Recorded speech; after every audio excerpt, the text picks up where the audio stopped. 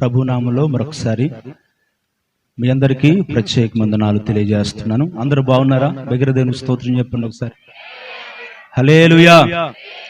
పోయినటువంటి వారం ఒక వాక్యాన్ని ధ్యానించుకున్నాం. ఎవరన్నా గుర్తుంటే అంశం చెప్పండి. పోయిన వారం ఏ వాక్యం మనం ధ్యానించుకున్నాం? నేను చెప్పినటువంటి అంశం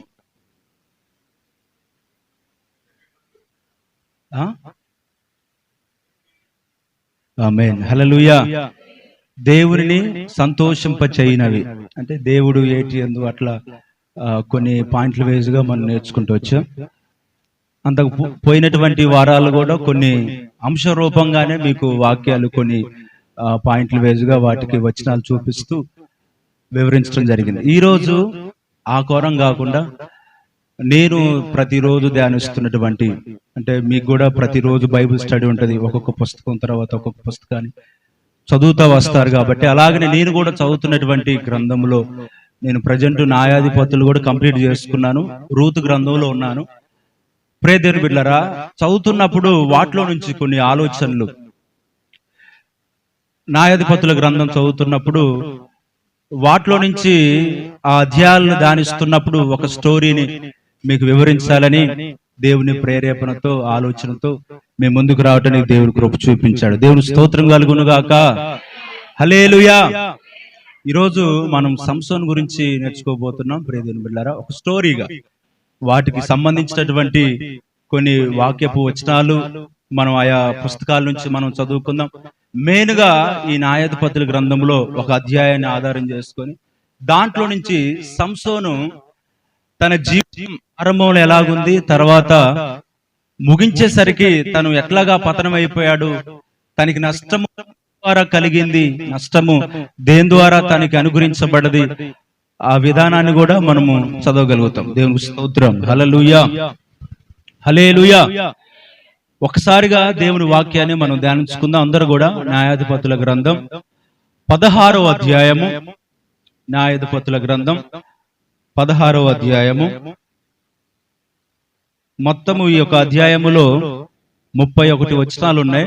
కొన్ని మనకు అవసరమే అనుకున్నది, నేను వివరించాలనుకునేవి వాటిని మీకు వివరిస్తాను. మొదటి వచనం నుంచి 4వ వచనం వరకు చదువుకుందాం. మొదటి వచనం నుండి 4వ వచనం వరకు. 16వ అధ్యాయం మొదటి వచనం నుండి 4వ వచనం వరకు. తరువాత సంసోను గాజాకు వెళ్ళి వేశ్యనొకటిని చూచి ఆమె యొద్ద చేరెను. సంసోను అక్కడికి వచ్చినని వారు మాటు పెట్టి రేపు తెల్లవారిన తర్వాత అతనిని చంపుదమనుకొని ఆ రాత్రి అంతయు పొంచి ఉండిరి. సంసోను మధ్యరాత్రి వరకు పడుకొని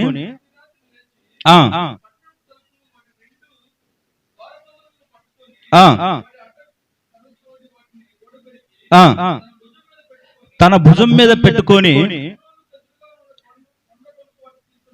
తీసుకొని పోయాను. 4వ వచనం. పిమ్మట అతడు షోరేకు లోయలోనున్న దెలీలాను స్త్రీని మోహింపగా. దేవునికి స్తోత్రం. హల్లెలూయా. చదువుకుందాం. తర్వాత కూడా కింద వచనాలు కూడా చదువుదాం. ఇప్పుడు మనం 1 నుండి 4 వచనాలు చదివాం. ప్రియ దేవుని బిడ్డలారా, సంసోను గురించి మనకి ఈ బైబిల్ గ్రంథంలో న్యాయాధిపతుల గ్రంథంలో 4 అధ్యాయాల్లో మనకు కనబడింది. సంసోను గురించి ఎన్ని అధ్యాయాల్లో చెప్పండి? 13వ అధ్యాయము, 14వ అధ్యాయము, 15వ అధ్యాయము, ఈ 16వ అధ్యాయం. ఈ 4 అధ్యాయాల్లో సంసోను యొక్క జీవిత చరిత్ర మనకు కనబడతా ఉంటది. 13వ అధ్యాయంలో తన జననం పుట్టుక ఆరంభించబడి 13వ అధ్యాయములో అభిషేకించబడి దేవుడు సంసోన్ని ఎందుకు జన్మింపజేశాడు, సంసోను పుట్టడానికి మెయిన్ ఉద్దేశం కారణం ఏంటంటే వాక్యం తెలియజేస్తుంది కదా. సంసోను దేని కొరకు దేవుడు జన్మింపజేశాడంటే 13వ అధ్యాయము 5వ వచనం ఒకసారి చదవండి. 13వ అధ్యాయము 5వ వచనం. నీవు గర్భవతివై కుమారుని కందువు, అతని తల మీద మంగళకత్తి వేయకూడదు. ఆ బిడ్డ గర్భం పుట్టినది మొదలుకొని దేవునికి నాజీరు చేయబడిన వాడై ఫిలిస్తీన్ల చేతిలో నుండి ఇజ్రాయేళ్లను రక్షింప మొదలు పెట్టునని ఆమెతో అనగా. దేవునికి స్తోత్రం. హల్లెలూయా. సంసోను జన్మించడానికి సంసోను పుట్టడానికి ప్రధాన కారణం ఏంటంటే ఫిలిస్తీయుల చేతిలో నుండి ఇజ్రాయెల్ను రక్షించడానికే దేవుడు జన్మింపజేశాడు. దేవునికి స్తోత్రం కలుగును గాక. బిగ్గరగా దేవునికి స్తోత్రం చేద్దామా? అలాంటి సందర్భం కోసం మనోహను తన భార్యను వాడుకొని, వారు అప్పటికే గర్భం లేక గొడ్రాలు అనే ఒక స్థితిలో ఆముంది, ఇక పిల్లలు లేరు అనుకున్నారు. కానీ దేవుని దూత మనోహ భార్యను దర్శించి, ఇదిగో నువ్వు గర్భవతి అవుతావు, నువ్వు జాగ్రత్తగా ఉండు, ద్రాక్షరసమునైనను మద్యమునైనను అపవిత్రమైనవి ఏమి తినకుండా నువ్వు జాగ్రత్త పడు అని ఆ సందర్భాన్ని దేవుని దూత ఆమెకు తెలియజేయగానే ఆమె విషయాన్ని తన భర్త అయినటువంటి మనోహకు తెలియజేయగానే వారిద్దరితో దేవుని దూత మాట్లాడినప్పుడు ఈ 13వ అధ్యాయంలో మనకి ఈ స్టోరీని మనం గమనించగలం.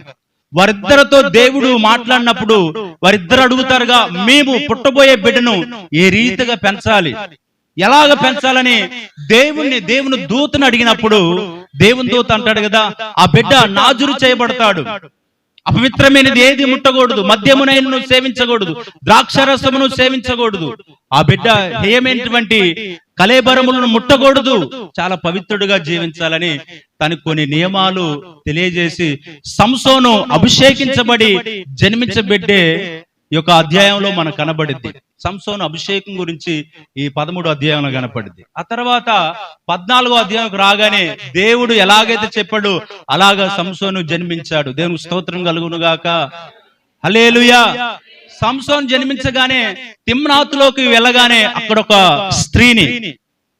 ఒక అమ్మాయిని చూసి తన కన్నులోకి చాలా అందంగా కనపడగానే ఇక ఈమె నేను పెళ్లి చేసుకోవాలని మనసులో అనుకున్నాడు, వివాహం చేసుకోవాలని ఈ విషయాన్ని తన తండ్రికి తెలియజేసినప్పుడు తండ్రి అంటాడు కదా, మన స్వకీయ మన దేశములో మన ప్రాంతములో మన జనులలో మన బంధువులలో పిల్లలున్నారుగా, నీవెందుకు సున్నతి లేనటువంటి ఆ స్త్రీని కోరుకుంటున్నావు, సున్నతి లేనటువంటి రక్షింపబడినటువంటి ఆ స్త్రీని నువ్వు ఎందుకు కోరుకుంటున్నావు అనగా, వినకుండా నాకు అమ్మాయే కావాలన్నాడు. ఏమన్నాడు చెప్పండి? నాకు ఆ స్త్రీయే కావాలి అని మొత్తానికి పోటీపడి నెగ్గి ఆమెను వివాహం చేసుకున్నాడు. 14వ అధ్యాయంలో ఆ సందర్భం మనకు కనపడింది. వివాహం చేసుకున్నాడు. ఆ తర్వాత వాళ్ళకి వెళ్ళిన తర్వాత అక్కడ ఒక సందర్భం కనపడింది. అక్కడ ఒక పొడుపు కథను ఆ ఇప్పుడు కథను వేస్తాడు. ఆ ఇప్పుడు కథ 7 దినములలో మీరు ఇప్పాలి, లేకపోతే మీరు నాకు ఒక బహుమానం ఇవ్వాలి, మీరు ఇప్పుడు తెలియజేస్తే దాని భావం చెప్తే మీకు ఒక నేను బహుమానిస్తానని ఒక ఒప్పందంతో అక్కడికి వెళ్ళిపోతాడు. వెళ్ళిపోయిన తర్వాత ప్రియ దేవుని బిడ్డలారా, ఆ యొక్క ఇప్పుడు కథను ఎవ్వరు కూడా భావం చెప్పలేకపోయినప్పుడు సంసోను ఎక్కడ బలహీనుడు అయిపోయాడో మీకు అర్థం కావడానికి స్టోరీగా చెప్తున్నాను. సంసోను ఏటి యందు బలహీనుడుగా ఉన్నాడో మీకు అర్థం కావడానికి వివరిస్తున్నాను. ప్రియ దేవుని బిడ్డలారా, ఆ ఇప్పుడు కథ 3 దినములైనాయి, ఎవరు కూడా ఆ భావం చెప్పలేకపోతున్నప్పుడు వారు అనుకున్నారు ఫిలిస్తీన్లుగా మేము ఓడిపోతాము అనుకున్నారు. ఏమనుకున్నారు చెప్పండి? ఓడిపోతాం అనుకున్నప్పుడు తన భార్య అయినటువంటి తన దగ్గరకు వచ్చి, నీ భర్త దగ్గరికి వెళ్ళి ఆ భావం తెలుసుకుంటరా, లేకపోతే నిన్ను నీ తండ్రిని చంపేస్తా, నిన్ను నీ తండ్రిని చంపేస్తా, నువ్వు వెళ్ళి ఆ భావం తెలుసుకొని రాగానే ఈ వెళ్ళి సంసోను దగ్గరికి వెళ్ళి ఏడుస్తూ, అయ్యా ఆ భావం ఏంటో చెప్పు, ఇప్పుడు కథ ఏదో నువ్వు చెప్పావంట, ఆ భావం చెప్పని లానన ఇక్కడ పదాలు అక్కడ రాయబడతా ఉంది. 14వ అధ్యాయము 15వ వచనం చదవండి. 14వ అధ్యాయం 15వ వచనం. 7వ దినమున ఎట్లనిరి నీ పెనిమిటి ఆ ఇప్పుడు కథ భావమును మాకు తెలుపునట్లు అతని లాలన చేయుము, లేని ఎడల అగ్ని వేసి నిన్ను నీ తండ్రి ఇంటి వారిని కాల్చివేసదము. ఆమేన్, హల్లెలూయా. చాలు. ఇక్కడ ఆ సందర్భాన్ని బట్టి లాలన చేయి, నీ మాటలతో తన్ని ఎట్లాగైనా ఒప్పించి ఆ భావం ఏంటో దాని అర్థం ఏంటో మాకు తెలియజేసేటట్లుగా చెప్పమని ఒక స్త్రీని తన భార్యను ఫిలిస్తీన్లు వాడుకుంటున్నారు. ఖచ్చితంగా వినాలి, ఎందుకంటే ఆ ప్రాంతానికి చెందినటువంటి ఆమె కాబట్టి. తన భార్య ఎవరు చెప్పండి? ఫిలిస్తీరాలు ఆమె. తన ప్రాంతానికి చెందినటువంటి తన స్వకీయ జనులు చెప్పారు, నీ భర్త దగ్గరికి వెళ్ళి నీవు ఆ సందర్భాన్ని తెలుసుకో, ఆ భావం తెలుసుకో అనగానే ఈమె ఏం చేస్తుందిగా, సంసోన్ దగ్గరికి వచ్చి 17వ వచనం, 7వ దినం ఆమె అతని తొందర పెట్టినందున, ఆమేన్ స్తోత్రం హల్లెలూయా, ఇక వచ్చి తొందర పెడతా ఉంది, అయ్యా చెప్పు, ఈ భావం చెప్పు, ఈ భావం చెప్పు, ఈ భావం చెప్పు, తొందర పెట్టగానే మొత్తానికి దాని అర్థం చెప్పేశాడు. చెప్పిన తర్వాత ఆ పోటీలో సంసోను ఓడిపోయాడు. ఆ పోటీలో సంసోను ఓడిపోయాడు. ఓడిపోయిన తర్వాత ఫిలిస్తీన్లు తన్ని ఎగతాళి చేయటం ప్రారంభించారు. ఫిలిస్తీన్లు తన్ని గేలి చేయటం ప్రారంభించారు, నవ్వుకోవడం ప్రారంభించారు. ప్రియదేవుని బిడ్డలారా, ఈ 14వ అధ్యాయంలో సంసోనికి ఒక అవమానం ఎదురవుతుంది. 14వ అధ్యాయంలో ఒక అవమానం ఎదురవుతుంది. కారణం తన భార్య వల్ల. కారణం దేని వల్ల చెప్పండి? తన భార్య వల్ల ఒక మాట వినటం ద్వారా తొందర పెట్టి తన భావాన్ని తెలుసుకో, భావం తెలుసుకో, ఆ భావం చెప్పు, ఆ భావం చెప్పమనగానే ఆ లాడన మాటలు విని ఆ యొక్క మాటలను ఆమె మాట్లాడుతున్నటువంటి మాటలు విని దానికి అర్థం చెప్పేశాడు.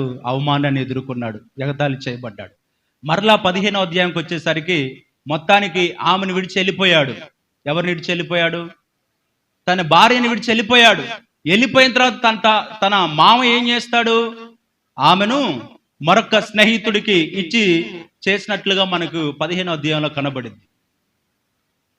మరొక పురుషునికి, తన స్నేహితునికి ఇచ్చినట్లుగా ఈ అధ్యాయంలో కనపడింది. ఇచ్చిన తర్వాత కొన్ని దినములైన తర్వాత నా భార్య ఏదైనా వచ్చినప్పుడు, లేదయ్యా నా చిన్న కుమార్తె, నీ భార్య మరొకడికి నేను ఇచ్చేసాను, నువ్వు ఇక రావేమో, వదిలేసావేమో. ఏమంటాడు చెప్పండి తన మామ? నువ్వు ఇక రావు, వదిలేసావని, నీ భార్యను ఇంకా వేరే వ్యక్తికి ఇచ్చేసాను, తను ఆమె తన దగ్గర ఉంది, ఇక నీకు నా చిన్న కుమార్తెని ఇంకా తనకంటే అందగత్య ఏమనిస్తా, నువ్వు చేసుకో అన్నప్పుడు చాలా రౌద్రుడై అక్కడ ఏం చేస్తాడు? నక్కల ఏదో ఉంటాయి ఆ సందర్భం, 300 నక్కల్ని ఒకటిగా జాయింట్ కలిపి దివిటిల్ని కట్టి అంటించి ఆ పొలాల్లోకి తోలుతాడు. ఆ ఒలివ పంట, ఆ గోధుమ పంటనంతటిని కూడా ఆ యొక్క నక్కలు నాశనం చేస్తాయి. ఈ నష్టానికి గురి చేసింది ఎవరు? కారణం ఏంటని ఫిలిస్తీన్లు తెలుసుకుంటారు. అగోగో సంసోన్ అనే వ్యక్తి, సంసోన్ వాడెందుకు వచ్చాడు, ఎందుకు ఈ కారణానికి, ఈ యొక్క నష్టానికి వాడెందుకు కారణమయ్యాడంటే తన మామయ్య ఇట్లా తప్పుడు పని చేశాడు, తన భార్యని వేరే వ్యక్తికి ఇచ్చాడు. అతను బాగా కోపంతో ఇట్లా చేయగానే అట్లా ఆ ఫిలిస్తీన్లు వచ్చేసి ఆ యొక్క ఉన్నటువంటి మామను, తన భార్యను కూడా చంపేస్తారు. చాలా కోపంతో ఉన్నటువంటి సంసోన్ దాచుకున్నప్పుడు మొత్తానికి ఇక సంసోన్ని ఎలాగైనా చంపాలి. 15వ అధ్యాయంలో ప్లాన్, సంసోన్ని ఏం చేయాలి చెప్పండి? చంపేయాలి. ప్లాన్ చేశారు. సంసోన్ని ఏ విధంగా అయినా చంపాలి, ఏ విధంగా అయినా చంపాలి, ఏ విధంగా అయినా చంపాలని ప్లాన్ చేసి 1000 మంది ముట్టడి వేశారు. ఎంతమంది? ఒక్కలు కాదు, ఇద్దరు కాదు, 100 మంది కాదు, 1000 మంది ముట్టడి వేయగానే ఒక్క పచ్చి దవడ ఎముకను, గాడిద దవడ, పచ్చి దవడ ఎముకను చేతపట్టుకొని 1000 మందిని హతమార్చాడు. దేవుని స్తోత్రం కలుగును గాక.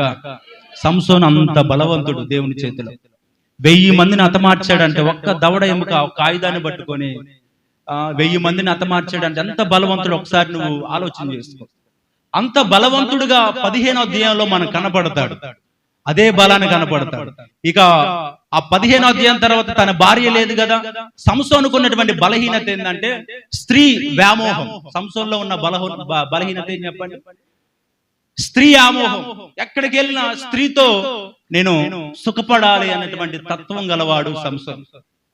ఎందుకంటే యవనస్తుడు కాబట్టి. దేవుని స్తోత్రం కలుగును గాక. బిగ్గరగా దేవుని స్తోత్రం చేద్దామా? యవనస్తుడు కాబట్టి ప్రియ దేవుని బిడ్డలారా, ఈ మాటను బట్టి కోరికలు లేని వారు ఎవరూ ఉండరు. మనిషి అన్న తర్వాత ప్రతి వ్యక్తికి, స్త్రీ అయినా పురుషుడైనా, వయసును బట్టి అయినా, లేకపోతే మానవులుగా కోరికలు ప్రతి ఒక్కరిలో ఉంటాయి. కోరికలు ప్రతి ఒక్కరిలో. కోరిక లేదంటే వాడు ఏదన్నా తేడాగాడని అనుకోవాలి, అతనిలో ఏదన్నా ఒక లోపం ఉందని అనుకోవాలి. కోరికలు, ఆలోచనలు, ఆ పరమైనటువంటి తలంపులు ప్రతి ఒక్కరిలో ఉంటాయి. కానీ దేవుడు ఒక నియమాన్ని పెట్టాడు, ఒక నియమాన్ని పెట్టాడు. ఆ కోరికను, ఆ ఆలోచనను స్త్రీ అయితే తన భర్త యందు, పురుషుడైతే తన భార్య యందు మాత్రమే ఆ కోరికను తీర్చుకునేట్లుగా దేవుడు స్త్రీని పురుషుణ్ణి కలగజేశాడు. దేవుని స్తోత్రం కలుగునుగాక. హల్లెలూయా. దేవుడు అందుకనే ఆది కాండంలోనే ఏదైనా పొరపాటు జరిగిద్దేమో, ఆదామును సృష్టించినప్పుడే ఆదాం దగ్గరికి దేవుడు జతలుగా పంపించాడు. ఆదాం దగ్గరికి జంతువులను, ప్రాకుడు, పురుగులను, పక్షులు అన్ని కూడా జతలుగా వచ్చాయి. వాటికి ఆదామే పేరు పెట్టాడు. అన్నిటికీ జత ఉంది, కానీ ఎవరికి జత లేదు చెప్పండి? ఆదాంకి ఒక్కడికే జత లేదు. అరే, అన్ని జతలుగా ఉన్నాయి కదా. ఆదాముకు జత లేకపోతే ఈ ఏనుగునో చూసుకొని పెళ్లి చేసుకుంటే ఏమైపోయింది చెప్పండి? అపవిత్రం అయిపోతాడు. దేన్నో ఒక దాన్ని చూసి ఒక పాడు బుద్ధి వస్తే అపవిత్రం అయిపోతాడు. కాబట్టి తన శరీరము నుండి ఒక స్త్రీని నిర్మించాలి, ఒక స్త్రీని కలగజేయాలని, అప్పుడు దేవుడు ఆదాము అపవిత్రం కాకుండా ఉండాలని ఒక స్త్రీని దేవుడు జన్మింపజేశాడు. దేవునికి స్తోత్రం కలుగును గాక. హల్లెలూయా. బిగ్గర దేవుని స్తోత్రం చేద్దామా? హల్లెలూయా. ఈ వాక్యం వింటున్న ప్రియ దేవుని బిడ్డలారా, ఒక్కసారి ఆలోచన చేయండి. యవనస్తులైతే మరింకా ఈ యొక్క స్టోరీ చెప్తున్నప్పుడు ఖచ్చితంగా నా జీవితం ఏదో ఒక సందర్భంలో ఇలాగ పడినటువంటి స్థితికి తప్పనిసరిగా ఉంటది. వాక్యం చదువుతున్నప్పుడు నాతోటే ప్రభు స్పష్టంగా మాట్లాడాడు. దేవునికి స్తోత్రం కలుగును గాక. కొన్నిసార్లు కొన్ని వ్యక్తులతో మన జీవితాన్ని పోల్చుకోలేం. ఇప్పుడు యోసేపు ఉన్నాడు, తన జీవితం నా జీవితాన్ని నేను పోల్చుకోలేను. ఎందుకంటే తను ప్రారంభం నుంచి ముగించేంత వరకు కూడా చాలా పవిత్రంగా ఉన్నాడు, చాలాగా దేవునికి నమ్మకంగా ఉన్నాడు. ఎక్కడ కూడా దేవుని నామానికి అవమానకరంగా యోసేపు తన చరిత్రలో ఉన్నట్లుగా లేడు. కానీ సంసోను జీవితంలో పడి లేవటాలు జరిగాయి. అవునా కదా చెప్పండి? ఇక్కడ కూడా చాలా మంది పడిపోతున్నటువంటి స్థితిలో, నిలబడుతున్నటువంటి స్థితిలో చాలా మంది క్రైస్తవులు ఉంటారు. దేవునికి స్తోత్రం కలుగును గాక. వీరికి సంబంధించినటువంటి ఈ చరిత్ర ప్రతి ఒక్కరికి అన్వయించుకోవటానికి అవకాశం. మనం కూడా అలాంటి స్థితిలో ఉంటాం. అయితే సంసోను ఎప్పుడైతే మరలా ఆ 15 అధ్యాయాన్ని ముగించుకొని ముందుకు వస్తాడో, ఎక్కడికి వెళ్ళాడంట సంసోను? తర్వాత సంసోను గాజాకి వెళ్లి వేశ్యనొకతను చూచి ఆమె యొద్దకు చేరనని ఇక్కడ ఉంది. వ్యాఖ్యానం ఏముందంటే ఆమెతో పోయాడని ఉంది, శయనించాడని ఉంది. ఈ బైబిల్ పదాలే. పోయాడు, శయనించాడు, ఆమెతో కూడా పాపం చేశాడు. ఆ రాత్రి అంతా కూడా మధ్యరాత్రి వరకు ఆమెతో కలిసి ఉన్నాడు సంసోను. ప్రియ దేవుని బిడ్డలారా, చూడండి, సంసోనికి స్త్రీ మీద ఇక్కడ కూడా ఉంది ఆ పదం. 4వ వచనం చదువుతాం మన తర్వాతకి. 4వ వచనంలో ఏముంది? ఆమెతో చేరిన తర్వాత ఫిలిష్తీయులు ఎప్పుడైతే చుట్టూ పుట్టారని చెప్పిన తర్వాత ఆ యొక్క ఏం చేస్తున్నాడు? ఆ ద్వారబంధుని ఏకంగా ఓడబీక్కొని వస్తున్నాడు. ఎంత బలవంతుడు ఒకసారి ఆలోచన చేయండి. భుజం మీద వేసుకొని, ఇప్పుడు దర్వాజా అంటారు కదా, ఇప్పుడు ఉదాహరణకి ఐరన్ దర్వాజా ఉంది, దీని వెయిట్ మహా అంటే ఒక 30 కేజీలు ఉంటుందా? ఎంత ఉంటది? ఎక్కువే ఉంటుందా? ఒక 50 కేజీ, 100 కేజీలు కింద ఉంటది దాని బరువు. కానీ సంసోను అక్కడ రాసినటువంటి మాటలు ఏంటంటే, చరిత్ర 455 కేజీలు పైగానే ఉందంట. ఎంత బరువు చెప్పండి? మరి దీన్ని నిలబెట్టడానికి ఎంతమంది మేస్త్రులు, ఎంతమంది ఎలపర్లు పట్టారు దాన్ని? ఆ ద్వారబంధం నిలబెట్టడానికి ఎంతమంది బలవంతులు ఆ రోజు ఉపయోగపడి కర్రలు పెట్టేవాళ్ళు. కర్రలు ఎందుకంటే మనం ఎందుకు బుట్టలు నిలబెట్టడానికే 10 మంది చుట్టుగా ఒక బుట్ట నిలబెట్టడానికి. అవునా? పిల్లర్ల గొంతలకి ఒక బుట్ట నిలబెట్టడానికే అబ్రాహం గారు అయితే ఒక కర్ర, రమేష్ అన్న ఇటు ఒక కర్ర, రత్న అన్నట్టు, మనోహర్ ఇటు, నేనట్టు, రవి ఇటు, ఒక 10 మంది చుట్టుగా ఒక్క 12 అడుగులు ఉంటది ఆ బుట్ట. 12 అడుగుల బుట్టను మహా అంటే ఒక 50 కేజీలు ఉంటుంది. అది ఎన్ని కేజీలు ఉంటుంది? సరే, ఎన్ని కేజీలు నాకు తెలియక అడుగుతున్నా. 2 గింటాలు. దేవుని స్తోత్రం. హల్లెలూయా, హల్లెలూయా. సరే, 2 కింటాలు ఉదాహరణకు. అంత ఆ బరువుని చాలా మంది పట్టాము. కానీ సంసోను 450 కేజీల ఆ ద్వారబంధం ఏం చేస్తున్నాడు చెప్పండి? ఎందుకంటే సంసోను బలం గురించి మీకు తెలియజేయడానికి చెప్తున్నా. ఒక్కడే భుజం మీద వేసుకొని ఆ కొండ దాకా వెళ్ళి ఆ కొండలో పడేశాడు. దేవుని స్తోత్రం. చేశాడు. దేవుని స్తోత్రం. హల్లెలూయా. అట్లా చేశాడు. అట్లా చేసి మరలా ఊరుకున్నాడా? తన వేట మొత్తం ఏడ దొరుకుతారా, ఏం చేద్దామా? ఏందది? అదే తప్పేం లేదు. ఇలాంటి చరిత్ర వినటంలో తప్పేం లేదు. ప్రియ దేవుని బిడ్డలారా, మరలా 4వ వచనంలోకి వచ్చేసరికి పిమ్మట అతడు సోరైకు లోయలో ఉన్న దెలీలాను ఒక స్త్రీని మోహింపగా మళ్ళా ఏమను మోహించాడు. ఏం చేస్తున్నాడు చెప్పండి? స్త్రీ మోహం ఒక పురుషుడికి చాలా ప్రమాదం. దేవునికి స్తోత్రం, హల్లెలూయా. స్త్రీకి కూడా అంతే. పురుషుని మోహం ఒక స్త్రీకి చాలా ప్రమాదం. ఇలాంటి ఒక మోహాన్ని, ఒక మోహపు చూపులు, ఈ కోరికలతో బయలుదేరాడు సంసోన్. దెలీలాకు కావాలి, ధనం కావాలి దెలీలాకి. ఫిలిష్తీయులకు కావాలి, సంసోను బలం కావాలి. సంసోనికి కావాలి స్త్రీ మోహం, సుఖం కావాలి. సంసోనికి ఏం కావాలి చెప్పండి? సుఖం. లేదా ఆ యొక్క ఆ పదాలకు వచ్చేసరికి సెక్స్ కావాలి. సంసోనికి ఏం కావాలి చెప్పండి? సెక్స్ కావాలి. దెలీలాకేమో ధనం కావాలి వాడుకోవడానికి. దేవునికి స్తోత్రం, హల్లెలూయా. దెలీలాకి ధనం కావాలి, ఫిలిష్తీయులకేమో ఇతని బలం ఎట్లుంది, ఎంత పోరాడుతున్నాడు, ఇతని బలం దేంట్లో ఉంది, అనుక్షణం వారికి అర్థం కానిటువంటి స్థితి. అది తెలుసుకోవాలని వారి ప్రయత్నం. ఇతనికేమో సుఖం కావాలి, దాని కొరకు ప్రయత్నం. ప్రియదేవుని బిడ్డలారా, దేవుని చేతులు అభిషేకించబడినటువంటి వ్యక్తి మెయిన్ ఉద్దేశం దేవుడు కలగజేసింది 13:5 వచ్చిన ప్రకారంగా అది దేవుడు సంసోను కలగజేయడానికి ఉద్దేశం. దాన్ని మరిచిపోయి ఇప్పుడు మనోహకు భార్యకు ఏంటో దేవుడు తెలియజేశాడు. ఆ విషయాన్ని ఇతనికి చెప్పలేదంటారా? అయ్యా, నువ్వు ఫిలిష్తీయుల ఇజ్రాయెల్ రక్షించడానికి పుట్టావురా, ఎందుకంటే నాజీరు చేయబడ్డాడు కదా. ఖచ్చితంగా చెప్పే ఉంటారు. మనమే చెప్తాం, రే నువ్వు సేవ చేయాలిరా. ఇప్పుడు కొన్నిసార్లు సేవకు ప్రతిష్ఠించబడినటువంటి వ్యక్తులు మన కుమారులలో, మన కుటుంబంలో ఎవరైనా ఉంటే వారికి ఎన్ని వందల సార్లు చెప్పుంటామో మనం చెప్తాము, నువ్వు సేవ చేయాలిరా, సేవ కొరకు ప్రతిష్ఠించబడ్డు, సేవ చేయాలి. ఉద్యోగం చేస్తానంటే వద్దు అంటాం. ఎందుకు? నిన్ను సమర్పించాం, ఎప్పుడు అప్పగించాం. ఉద్యోగం, పని ఏది కూడా నీకు అవసరం లేదు. సేవ మందిరం అనే ఒక ఆలోచన చెప్తాం. అట్లాగానే సంసోనికి ఎన్నోసార్లు తన తల్లిదండ్రులు చెప్పి ఉండవచ్చు, నువ్వు ఫిలిష్తీయులు ఇశ్రాయేలును రక్షించాలి, ఫిలిష్తీయుల చేతుల నుంచి విడిపించాలి, నువ్వు న్యాయాధిపతివి. దేవునికి స్తోత్రం, హల్లెలూయా. సంసోను కంటే న్యాయాధిపతులు ముందున్నారు. ఆ తర్వాత సంసోను ఒక న్యాయాధిపతిగా దేవుడు చేశాడు. నువ్వు ఒక అధికారివి, ఒక న్యాయాధిపతివి. వాటిలో నుంచి, ఫిలిష్తీయుల చేతిలో నుంచి, వారి యొక్క అధికారం నుంచి వీరిని నువ్వు విడిపించాలి అన్న సందర్భం సంసోను విని ఉంటాడు. కానీ ఆ ఉద్దేశాన్ని మర్చిపోయాడు. దేని వల్ల మర్చిపోయాడు చెప్పాలి? దేని వల్ల మర్చిపోయాడు? ఒక స్త్రీ వ్యామోహం వల్ల తన ఉద్దేశాన్ని మర్చిపోయాడు.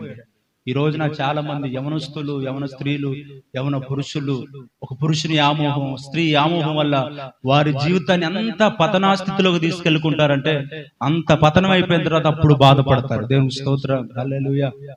ఆ మత్తులో ఉన్నంత వరకు కూడా ఎవరికి కూడా అర్థం కాదు. ఆ వ్యామోహంలో ఉన్నప్పుడు, ఆ వ్యామోహ తలంపులతో నింపబడ్డప్పుడు, ఆ ఫోన్ లో చూసి, ఫోనోగ్రఫీ కానీ అలాంటి వీడియో చూసి, ఆ ఫోన్ లో వాడుతున్నప్పుడు ఆ తత్వం, ఆ యొక్క ఆలోచనతో నింపబడి నేను కూడా ఏదో ఒక అందమైనటువంటి అమ్మాయిని చూడాలి, తనతో ఉండాలి, తనతో సుఖించాలని ఆలోచనలతో నింపబడిన వ్యక్తి ఏం చేస్తాడంటే, సమాజంలో ఎవరు అందంగా కనపడతాడని వెతుక్కుంటాడు తన కళ్ళు. ఏమో బాగాలేదు, ఆమె బాగాలేదు, ఏమో చాలా బాగుంది, అందముకు కనులకు అందంగా ఉంది, ఏమో రమ్యమైనదిగా ఉంది. ఆ రోజు అవగాక అనుకున్నట్లుగా ఆ పండును చూసి కన్నులోకి ఎట్లుందంట అవకి రమ్యమైనదిగా, అందంగా ఆ పండు కనపడదండి. అట్లాగా కొంతమందికి, స్త్రీలకు, పురుషులకు అట్లా కనపడతారు కొంతమంది వ్యక్తులు. కనపడ్డప్పుడు తప్పు లేదు. పెద్దల సమక్షంలో పెళ్లి చేసుకున్న ఆ స్త్రీతో సంసార ధర్మాన్ని జరిగించడం తప్పు లేదు. వివాహం కాకుండా ఒక మోహపు తలంపుతో, ఒక మోహపు ఆలోచనతో చేయటం అనేది దేవుని దృష్టిలో చాలా పొరపాటు.